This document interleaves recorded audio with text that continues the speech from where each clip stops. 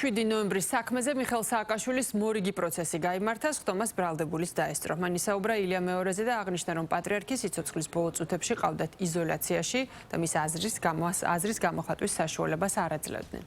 დღევანდელ პროცესზე სახელმწიფო ბრალდების მტკიცებულებები გამოიკვლიეს და იკითხა პროკურატურის მიერ წარდგენილი ერთი მოწმე სახელმწიფო ბრალდება მიხეილ სააკაშვილს 2007 წლის 7 ნოემბერს მომიტინგეთა მასობრივ დარბევას, ტელეკომპანია იმედში შეჭრას და ბადრი პატრკაციშვილის კუთვნილი ქონების დანაშაულებრივად ხელში ჩაგდებას ედავება.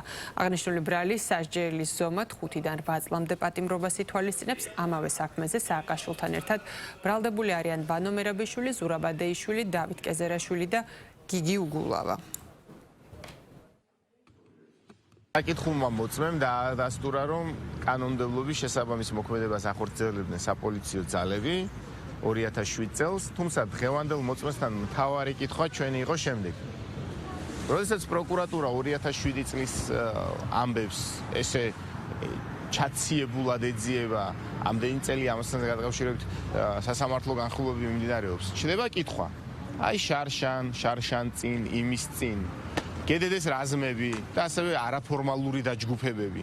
ხალხს რომ აქციიდან იტაცებდნენ, სასტიკად ცემდნენ, აწამებდნენ, ჟურნალისტებს თავს ესხმოდნენ. აი ამ საკითხებთან დაკავშირებით როგორია პროკურატურის პოზიცია?